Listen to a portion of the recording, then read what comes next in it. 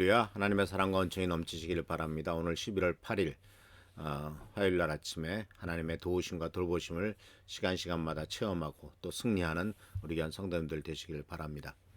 오늘 말씀은 같은 어제의 말씀과 이어지는 같은 주제의 말씀입니다. 14절 15절 말씀 속에서 병든 사람이 있습니까? 교회 장로를 부르십시오. 그리고 장로들은 그 주님의 이름으로 그에게 기름을 바르고 그를 위하여 기도해 주시라고 이렇게 명령하는 것을 보게 됩니다. 근데 이 사실 치유라고 하는 것에 대해서 특히 기도를 통해서 어떤 영적인 치유를 하는 경우가 다양한 접근이 있는 것을 발견할 수가 있어요. 병든 자는 무조건 하나님은 치유해 주신다라고 말씀하시면서 무슨 치유 집회를 전문적으로 하는 그런 사람들도 있습니다. 또 어떤 사람은 그것은 초대교회 때나 있었던 역사지 지금은 그런 역사 없어라고 생각하는 사람들도 있고요. 또 병든 거는 다 마음의 문제니까 마음을 치유해라. 육신의 질병보다도 내 마음이 문제다라고 이렇게 얘기하고 있는 것을 보게 됩니다. 그러나 오늘 이 야고보 사도가 우리들에게 가르쳐 주고 있는 말씀은 굉장히 실제적이죠. 야고보 사도는 분명히 우리들에게 말씀하십니다. 병든 사람이 있습니까? 하나님은 그것을 위해서 기도하십시오. 하나님이 치유해 주실 것입니다. 라고 말하고 있어요. 그런데 이것은 바로 이 말씀 속에서 우리가 뭘 발견하게 되냐면 하나님은 여전히 치유하시는 분이시며 회복시키시는 분이시다라는 것을 굳게 믿고 있는 것을 발견하게 됩니다. 여호와 라파의 하나님이시고 또 예수님께서 약속하셨던 말씀도 있고 이런 많은 약속의 말씀이 다 결국은 하나님의 치유와 회복을 선포하는 것 아니겠습니까? 그런데 문제는 바로 뭐냐면 그러나 하나님은 모든 사람을 치유하시지는 않습니다. 인생이 그렇죠. 어떤 사람은 죽습니다. 어떤 사람은 치유합니다. 그건 참 모르는 일이에요. 이태원에서 그 사고가 나가지고 156명이나 되는 사람이 죽었지만 같은 사고 현장에 수백 명이 있었는데 나머지는 또 살았잖아요. 인생의 모습이라고 하는 것은 이와 같이 죽음과 삶이 같이 가기도 하고 같은 친구끼리 놀러 갔는데 같이 툰박에 껐는데 누군 죽고 누군 살아나기도 합니다. 그러나 어쨌든 하나님은 여전히 치유하시는 분이시다라는 것을 우리들에게 분명히 알아야 됩니다. 그렇기 때문에 이러한 일에 대해서는 하나님의 역사를 우리가 섣불리 예단하고 내 생각을 주장하는 것은 좀 위험한 일이라고 볼 수가 있습니다. 왜냐하면요. 사도행전에 보면은 여러 번 박해하는 일들이 나옵니다. 특히 14장 말씀 속에 13장, 14장, 14장 또는 이 사도행전에 나오는 말씀 속에서 이제 예수를 믿는 사람들, 특히 예수님의 제자들이 박해를 당해서 죽는 내용이 나오잖아요. 근데 이런 박해를 당해서 죽어가는 과정들이 나오면서도 참 독특한 것이 바로 뭐냐면 그 박해의 과정 속에서 한 사람은 죽고 한 사람은 살아난단 말이죠. 이게 바로 이제 사도행전 12장 말씀 속에서 나오는 것인데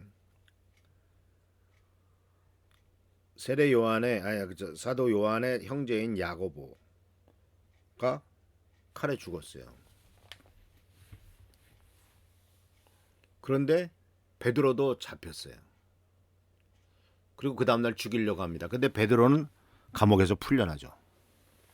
의문이 생기는 거죠. 왜 야고보는 죽고 하나님께서 베드로는 천사가 나타나서 기적적으로 그를 살리시는가? 사도 야고보, 요한의 형제였던 야고보는 죽고 베드로는 살리고. 근데 우리가 알다시피 나중에 베드로나 바울이나 로마를 가잖아요. 그리고 로마에서 네로 황제의 치하였을 때 알다시피 사도 베드로는 십자가에 거꾸로 죽습니다. 그러니까 언제는 살리시고 언제는 죽긴. 그러니까 하나님의 역사에 대해서는 우리가 잘 몰라요. 같은 사건에서 누구는 죽고 누구는 살고. 그래서 우리들은 그러한 어려운 문제점에 대해서는 의문을 갖기도 하지만 결국은 모든 것이 하나님의 손에 달렸음을 신뢰하고 하나님께서 원하시는 어떤 뜻이 있구나라고만 생각할 수밖에 없을 것 같습니다.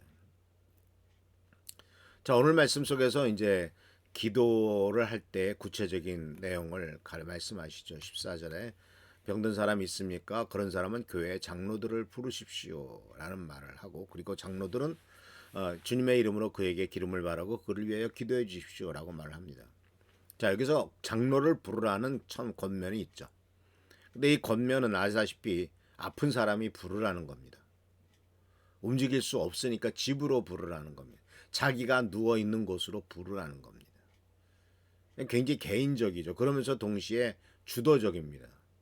아픈 사람이 있느냐? 당신은 장로를 불러야 된다라고 말합니다. 우리 치유 집회는 병 고침 받고 싶은 사람은 다 내게로 오라, 치유 집회 현장으로 오라고 얘기하지만 오늘 그 야고보 사도는 예수님의 동생인 야고보는 말하기를 아프냐?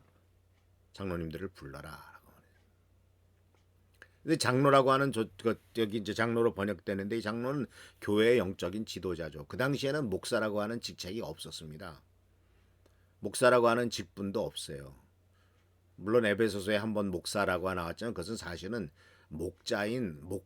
교사인 목사. 그래서 사실은 말씀을 가르치는 목자의 역할이 더 큰 것이고, 실제로 현재의 그 개신교회에서 우리 교회에서 목사님이라고 부르는 그 목사라고 하는 직책은 종교개혁 이후에 설교를 할 수 있는 자격을 갖춘 사람을 안수해서 목사로 임명을 했고요. 목양의 역할을 맡긴 거죠, 전문적으로. 그전에는 그 신부 말고는 그렇게 전문적으로 설교를 하거나 또 그것을 통해서 풀타임 사역자가 되는 일은 거의 없었습니다. 종교개혁 이후에 생긴 일입니다. 그래서 여기서 장로라고 하는 것은 같은 의미죠. 교회의 영적인 지도자예요. 그러나 이 교회의 영적인 지도자라고 해서 전문적인 치유 사역자는 아닙니다. 치유만을 하기 위해서 다니는, 영적인 치유를 하고 무슨 큰 대형 집회를 하는 그런 사람이 아니에요. 그냥 지역사회의 작은 교회에, 자기가 속한 교회에 바로 그 성도라는 그 영적 지도자라는 의미죠. 그래서 여기서 그렇기 때문에 이것을 좀 더 확대해서 생각한다면 누구를 부를 거냐라고 했을 때 그러면 어디에 속해 있느냐라는 것이 나오죠. 그러니까 어떤 목사님을 불러야 돼, 어떤 장로님을 불러야 돼, 그러면 이미 어느 교회에 속해 있으면은 당연히 부를 사람이 나오죠. 그러니까 이것은 무엇을 의미하냐면 어느 한 교회 공동체 안에 속해 있어야 된다는 걸 말하는 거예요. 신앙 공동체에 속해 있어야 된다는 전제가 따로 있는 겁니다. 아무나 불러서 치유받으라는 얘기가 아니에요. 누구나 부르라는 것이 아닙니다. 바로 당신이 다니고 있고 속해 있는 교회의 목회자들을 불러서 기도해달라고 요구를 하라는 겁니다. 그러니까 지금 점점점 교회 안 다니고 텔레비전을 통해서 설교 듣는 사람들이 많아진기죠. 근데 이것은 사실 텔레비전을 통해서 설교를 듣는 게 그게 예배라고 볼 수가 있을까요? 예배는 하나님 앞에 나와서 정말 기도하고 또 성도들과의 교제를 통해서 같은 어떤 신앙 공동체 안에서 같이 이렇게 밥 먹고 얘기하고 즐겁게 보내며 같이 기도하며 같이 눈물을 흘리며 그러면서 신앙 공동체에 속한 사람들이 같이 모여서 드리는 게 예배지, 혼자서 편한 좌석에 앉아서 텔레비전을 들여다보면서 리모컨을 손에 들고 일로 돌렸다 저로 돌렸다 하면서 설교 말씀 들으면서 그러면서 설교 잘하네, 설교 못하네 이렇게 평가하면서 하는 것은 예배라고 할 수가 없죠. TV를 통해서 예배드리는 신자, 또 가나안 성도라고 하는 성도의 문제죠. 공동체에 속해 있지 않으면 문제는 나를 위해서 기도해줄 영적 리더가 없다는 겁니다. 나를 위해서 기도해줄 영적 지도자가 없다는 거예요. 그래서 치유를 위한 기도에서 장로님을 청하라라고 말하는 이것에서는 바로 어느 신앙 공동체든지 정규적으로 속한 공동체가 필요하다는 것이고, 병든 자가 주도적으로 영적 지도자를 초청해서 개인적으로 사적으로 접근해서, 왜냐하면 많은 사람에게 알려질 필요가 없으니까 그렇게 기도하라고 말씀하고 있는 것을 보게 됩니다. 그래서 오늘 이 치유 위한 두 번째 태도는 바로 개인적으로 장로님을 불러서 이렇게 기도하라 하는 말씀인 것을 기억하시면서 정말 당당하게 나타주 또 주도적으로 영적 지도자를 불러서 기도하는 우리 현 성도들 되시기를 축원합니다. 기도하겠습니다. 하나님께서 우리들에게 야고보를 통해서 병든 자가 있느냐, 교회 장로들을, 교회 영적인 지도자들을 청해서 기도하라 이렇게 권면하셨습니다. 말씀 속에서 우리들이 실행할 수 있도록 하시고 실천할 수 있도록 하셔서 어떤 질병이든지 주님의 은혜 가운데서 영적 지도자의 기도를 통하여 치유도 받고 회복되는 은혜를 경험할 수 있도록 주여 인도하여 주옵소서. 오늘도 함께 하시고 지켜보자 펴주시기를 바라옵고 예수님의 이름으로 축복하며 간절히 기도하옵나이다. 아멘. 나라 민족을 위해서 교회를 위해서 기도해 주시고 또 교회 성도들을 위해서 기도하고 일주일 동안 승리하는 삶이 되기를 축원합니다. 할렐루야 축복합니다.